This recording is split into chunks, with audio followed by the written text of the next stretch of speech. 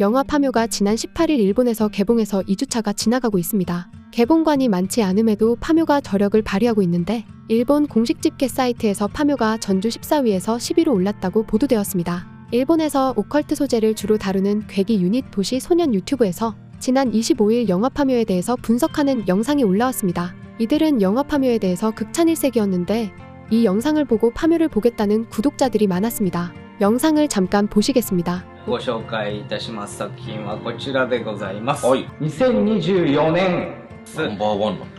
はい、そうなんですよ。2024年韓国でナンバーワンの大ヒットをしているという映画が日本の公開がされまして、パミョ。それが10月の18日なので、もう本当につい最近、はい。まあちょっとこれのね、配信される頃にはちょっと経ってますけれども、アベンジャーズインフィニティウォーとか、パラサイト半地下の家族を超えて、1200万人を動員しているということで、いい時代来たな。圧倒的にだから、もう売れに売れてる映画ですよね。最高じゃん。韓国でだからある種大ブームを起こした上で日本にも上陸、一応ねジャンルはねサスペンススリラーって書いてあるんだけど、そうなんだ。じゃあホラーじゃない。でもねホラーと言ってもいい気はする。おー、そうなんだ。っていう感じの映画でして、で、まあ、この物語を作ってるのがチャン・ジェヒョン監督という方なんですけれども、この方がですね、非常に日本のホラーとか、まあ、妖怪とか、そういうのにかなり造形が深いというか、お好きなんで、そういった要素も実はふんだんに出てくるというのがこのパミョなんですよ。むちゃくちゃ気になる。で、この映画がいいところはですね、この今の話っていうのが、前半、まあ1章、2章、3章、4章みたいな感じでこう分けてどんどん出てくるんだけど、もうね、すごい骨太の韓国のめちゃくちゃいい感じのテイストのスリラーの映画の撮り方なんですよ。もうめちゃくちゃこれ面白いわってなるんですけど、だって賞も超取ってるし、賞も撮ってるし、ナンバーワンの人ですから。でしょ？じゃあ別にないでしょ。今はいいんじゃないかな。目で見て楽しそうだし。そう、本当に映画館にいい感じの映画でしたよ。映像もね、含めということなので。いやー、興味ある。はい、なんか、怒る人もいると思う。そんなに？なんかそれはちょっと想像つく。あ、そうなんですか。ただそれはそれで面白いなって思うっていうか。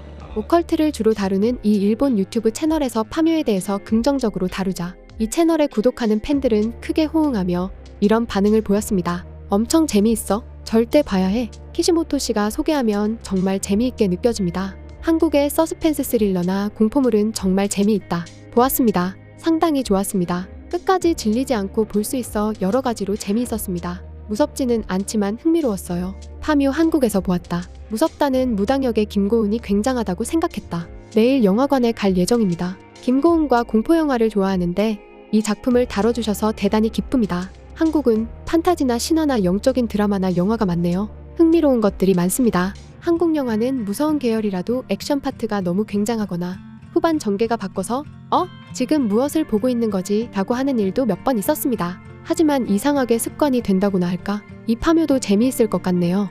보러 갔어요. 박력이 있어서 극장에서 봐야 할 영화라고 생각했습니다. 그렇게 반일감은 느끼지 않았습니다. 반대로 감독의 제2공포에 대한 존경을 느꼈습니다. 스포일러가 있고 이야기하고 싶은 영화군요. 고은짱과 도영군 정말 좋아해서 굉장히 보고 싶습니다만 먼저 해외에서 본 일본인의 리뷰를 보면 차별적으로 받고 있는 느낌이었으므로 일본 개봉은 조금 걱정이었습니다. 키시모토 씨가 말씀하신 대로 해외에서는 완전히 엔터테인먼트로 호평인 것 같기 때문에 위화감이나 차별적이라는 판단은 하지 않고 즐기고 싶고 여러분도 그렇게 해주었으면 좋겠다고 생각합니다. 무엇보다 한국의 배우 연기가 정말 훌륭합니다. 이 오컬트 채널의 리뷰를 본 일본인들은 파묘에 대해서 대부분 재밌다거나 대단하다는 반응을 보였는데요. 중요한 건 많은 이들이 파묘가 반일 영화라서 일본에서는 비난일색이라고 했는데 전혀 예상과 다른 반응들이 쏟아져 나오고 있다는 것입니다. 이것은 보수적인 일본 언론에서도 다르지 않았습니다. 일본의 극우 매체 데일리 신조는 지난 25일 놀라운 기사에 제목이 올라왔습니다. 이 기사의 제목은 1200만 명을 동원한 한국의 공포영화 파묘는 반일 영화인가?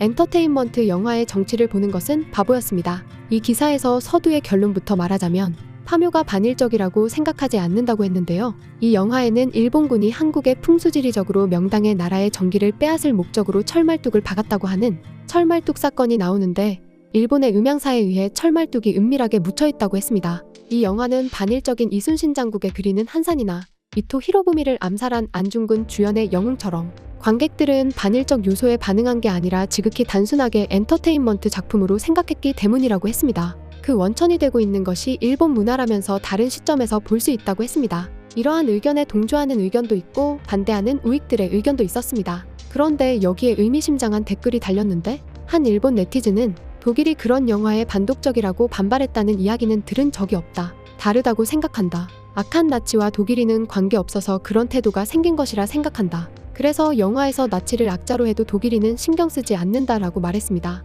일본의 미스터리 작가 나나오 요시는 아예 자신의 채널의 파묘가 반일 영화인가라고 질문하며 영상을 올렸는데요. 이 영상에 일본인들은 파묘 좋아, 다시 보러 갈 거야. 반일 요소는 신경이 쓰이지 않았습니다. 여배우가 깨끗하고 의식 장면이나 최고였습니다. 이 영화 공포이지만 흥미롭게 보였습니다. 반일 요소는 거기까지 느끼지 않았습니다. 고스트 버스터처럼 보였습니다라고 반응했습니다. 영화 파묘는 이미 전세계 개봉이 끝나고 글로벌 OTT에 공개된 후에 너무나도 늦게 일본에 개봉이 된 것이었는데요. 그럼에도 일본에서 극장에서 파묘를 보겠다는 이들이 늘어나고 있습니다. 반일 영화라고 비판하는 목소리가 커서 그대로 묻힐 줄 알았지만 이런 목소리보다는 오컬트 영화로서 놀라운 재미를 준다며 영화로 즐기는 이들이 대다수였습니다. 파묘는 한국에서 1200만 명을 동원하고 인도네시아와 베트남에서는 역대 최고 한국 영화 흥행 기록을 세웠는데요. 이렇게 오컬트 영화로 역대급 흥행을 이뤄내기도 했지만 평단에서도 굉장히 높은 평가를 받았습니다. 파묘는 독일 베를린 영화제에 초청되고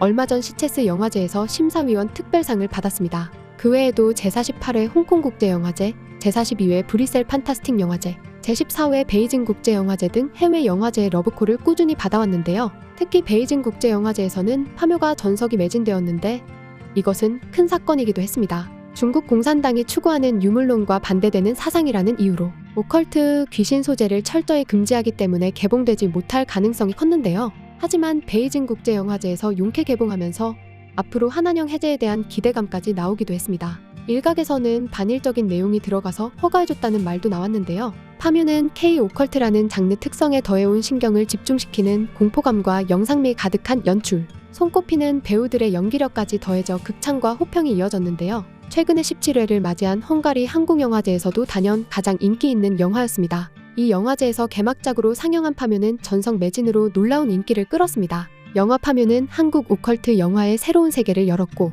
우리 역사에 대해서 우리 국민들은 물론 전 세계인들이 알게 만들었습니다. 이렇게 한 편의 영화의 힘은 놀랍다는 것을 다시금 보여줬습니다. 지금까지 극적인이었습니다.